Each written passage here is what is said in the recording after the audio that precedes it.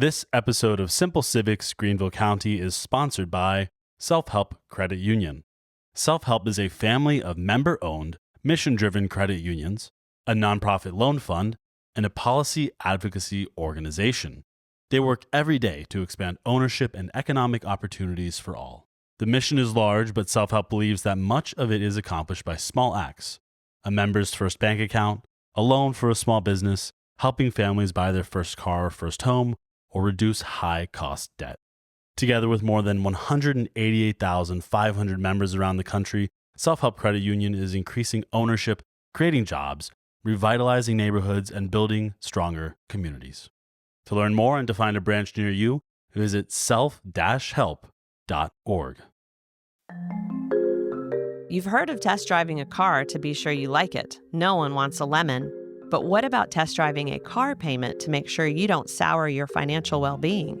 Well, I'm Kerri Smith with Greater Good Greenville, and on this episode of Simple Civics Greenville County, we'll share with you an approach to getting a new car that I am so excited about. It can get you that new car, but in a way that won't leave you financially hurting. You need to hear this, and you'll hear it from an expert, Kerri Smith, South Carolina president of Self-Help Credit Union. Kerri has a great plan for you that you can start today, and 90 days from now, you can end up in a car that's quality, that you can afford, and that won't take you from your other financial goals. So it's a 90-day test drive, and you can do it. Kerri, I am so glad we're here today to talk about getting a car and how to do it well. I know that a lot of times I'm sure you've seen folks who are so excited to get that new car, even if it's new to them.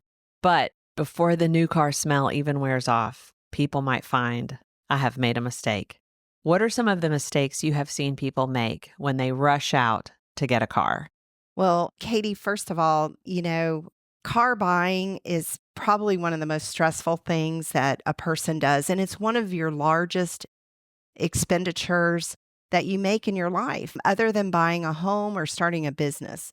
A lot of times, what we know is autos are machines. They're not going to last forever. And a lot of times, what we find is people end up needing a car because of it breaks down, transmission goes out, engine goes out, large expenses, and then they're stuck. So I think the first thing for folks to think about is if you have a car now, make sure you're realistic on its lifespan, because you never know from day to day. Even if you take very good care of your vehicle, it could happen. So always thinking about that and maintaining the one that you have if you have one. Again, tires don't last forever, batteries don't last, brakes in particular don't last. So we have to think about our transportation and be proactive about it. But the biggest mistakes that I've seen folks make is they buy on impulse, or they buy in that emergency situation where you don't have the time to sit and look at your wants and your needs for a vehicle. I'm sure you've seen so many mistakes, unfortunately, made with car purchases. Can you give us one or two examples of mistakes that you've seen? Yes, we were working with an individual that was wanting to buy a home, and they were, they'd been saving for a while. They were working on getting their credit situated to purchase their home, and their car broke down. And the first thing they did is they went out and purchased a brand new vehicle. And unfortunately, because they financed a car and their payment was so high that it pushed them out of home ownership for at least 2 to 3 years. Because once they purchased the vehicle, they couldn't sell it to pay off the loan. They were upside down.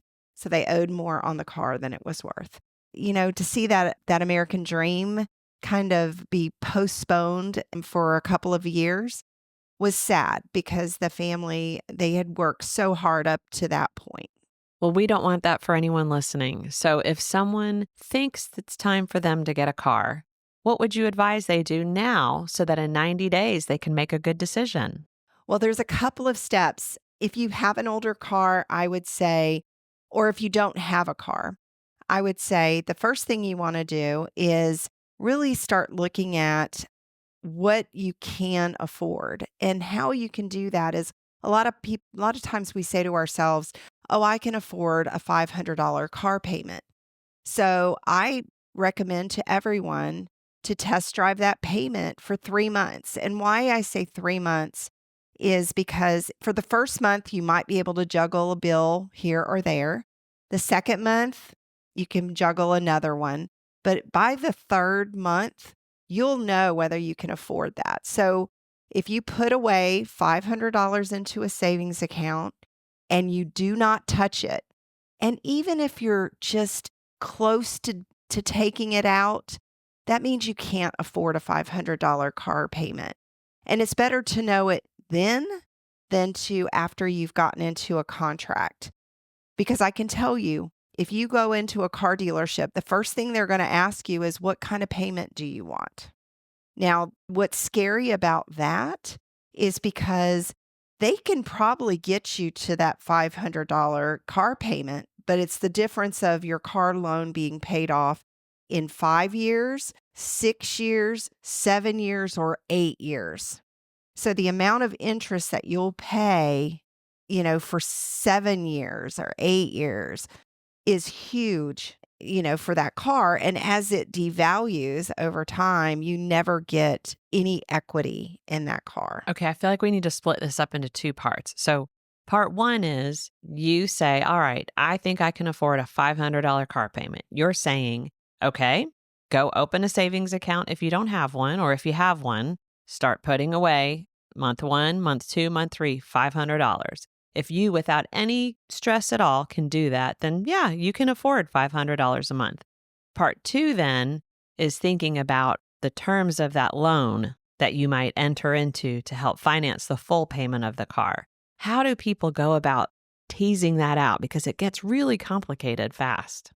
Yes, it can. And that's why starting out by knowing what you can afford.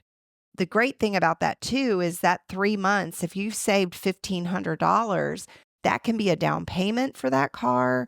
You could use it as your car maintenance fund, after, so that you can buy your tires or whatever. So it sets you up. But in that 3 months, your real education, you'll be doing your research on the type of car that you may want to buy.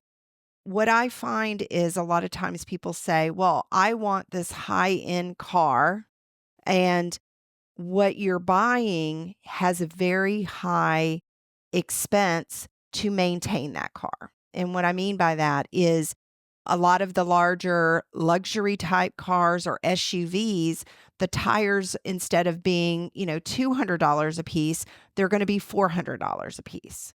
And the battery, a car battery for a sedan may only be $250. But if you have, like I have a Dodge Charger, that my battery is $400. Headlights, there's a lot of the higher end cars. A headlight is not just replacing a bulb, it's the whole light fixture. So you're going to spend, instead of $75 for a bulb, you're going to spend $400, $500 for that headlight.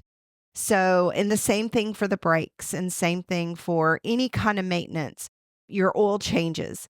If you have a big V8, like my Charger, it takes 6 quarts of oil instead of 5. So instead of costing $70 for an oil change, it costs me $125. So all those things you have to consider before you buy the car.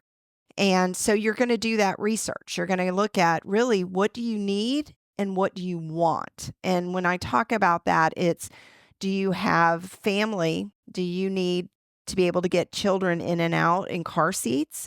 Do you need, a truck because you're hauling stuff? Uh-huh. Yes, wants and needs. Same thing with, do you need autonomous driving, or do you just need cruise control?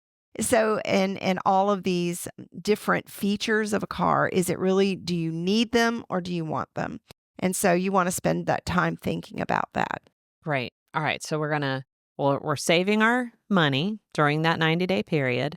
We're researching the car that we need, and then thinking about what we might want and what that might cost, not just in the initial purchase, but over the long term of maintenance and replacement. What else do we need to do during that time?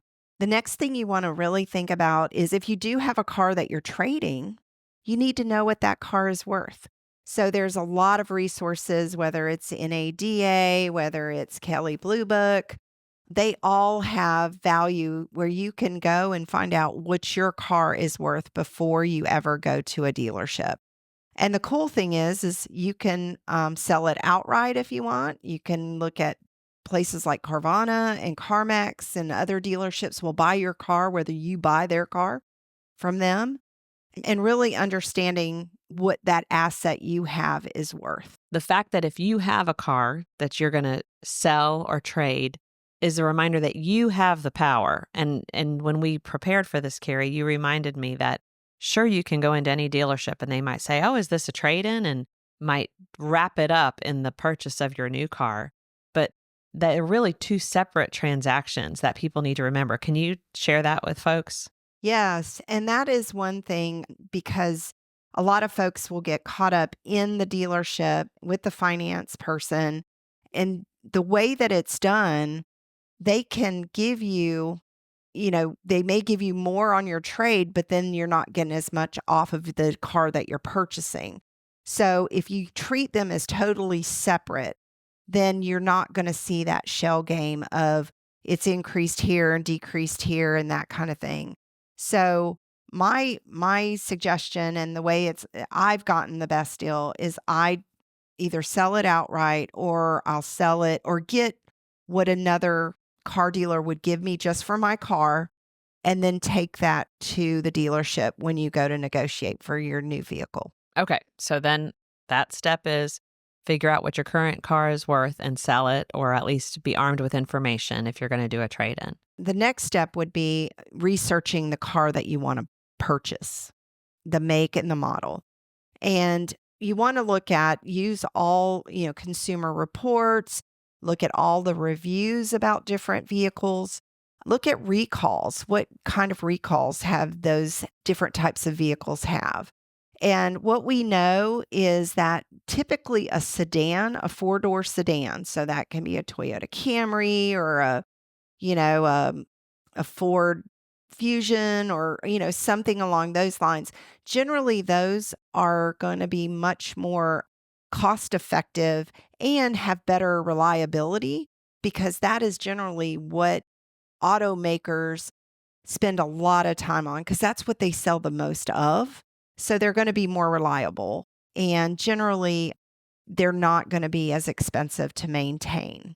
But there are some exceptions to that rule.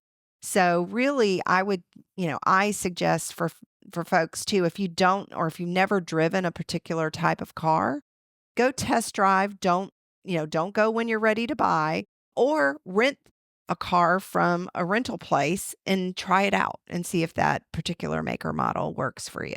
That's a really interesting idea, to rent a car. And I'll underscore what you say. When you go into a dealership, people are going to say, oh, so what are you thinking? And you, isn't it okay to say, I'm not buying a car for 90 days. I'm just here to start thinking. And they'll use that movie phrase of, what can I do to get you in this car today? And you can say nothing, because I'm test driving my payment. We're test driving our payment by saving each month what we think we can do in a car payment. But there is more to that actual purchase. So I'm thinking that's the next step, is how am I going to finance the payment of this car? And what do I need to consider in terms of using my bank or using the dealership? Can you give us some information on how to think that through? Well, thank you for asking that question, because most, banks or credit unions, you can go in and they can actually tell you what the value of a new car is, or a car that you're looking at, a make and model. Just like you do on your trade, you can go into the credit union and they can even pre-approve you prior to ever going shopping. And so we do that a lot with our members. They come in and we tell them, you can afford, $25,000. This is what your payment would be. And this is the value of the make and model that you're looking at purchasing. We'll give you that sheet, and you can go to the dealership and use that tool, that value. And you can say, I've already got my financing. All I need is, I just want to purchase the vehicle. And again, it takes out all of that high pressure, sometimes negotiation at the dealership. but it also gives you the opportunity to really understand and know what that payment is going to be. And I will warn folks, sometimes, and we're starting to see it again with 0% interest offered on new cars. I want to warn people sometimes, and this is a lot, we find it more often than not, that on 0% interest, there's a rebate involved in that vehicle. So that may be, $5,000, $2,000, $5,000, $10,000, right? Rebate. If you do 0% interest, you don't get your rebate. They're paying the lender their interest up front is how that works. So when we've done the calculation, it's actually cheaper to take that $10,000 reduction in the price of the car and pay a 6% interest rate. You end up paying less than if you did 100% and not get that rebate. If you're hearing this and you're feeling intrigued but a little confused, I think the big takeaway is your credit union or your bank can be a really good thought partner with you. They've been through this hundreds of times and can help equip you with information to make a good decision. Absolutely. And what we found is once we've had individuals that bring us a buyer's order, and we've actually discovered, where somebody's trade-in didn't get put on the buyer's order. So they were not getting credit for their trade. So it is good to have somebody else kind of look at it on your behalf and give you the tools that you need to make good financial decisions. Okay, so people have worked through the steps. They've figured out what they can afford and they've saved that up for 90 days. They figured out what they're doing with their current car if they own one. They understand their financing because they've talked to their bank or their credit union and know their plan there. They've figured out what car they want to buy that they can afford and that has maintenance that they can handle. It's time to buy. What last words of wisdom would you give folks or caution as they go about that process? The internet is a wonderful thing, and there's great sites like Auto Trader, and there's cars.com and Car Gurus and all of those where dealers and individuals advertise. Some of the caution what I caution people about, one is to make sure they're legitimate, check the dealership, check their reviews and make sure that they are operating in a safe and sound manner. And then also I would say, be cautious of sometimes dealers that, buy here, pay here places, because sometimes their inventory is just straight from auction and not necessarily certified, or it's all as is, purchase as is. And a lot of them will advertise no interest. But what we found is the car price is generally anywhere from $3,000 to $5,000 more than the car is worth. And so that's why it's so important to know and get values and understand what that car's really worth before you sign on the dotted line. That's great, Kerri. Well, I am really appreciative of all of this great information. And now you listening have a plan. So if it's time for you to get a car, you can work this plan for 3 months and get one that will put you safely on the road and get your bank account in a better position than it may have been in without this advice. So thanks so much, Kerri, for all you do for our listeners and for the members of Self-Help Credit Union. Thank you, Katie. Simple Civics Greenville County is a project of Greater Good Greenville. Greater Good Greenville was catalyzed by the merger of the Nonprofit Alliance and the Greenville Partnership for Philanthropy. You can learn more on our website at greatergoodgreenville.org.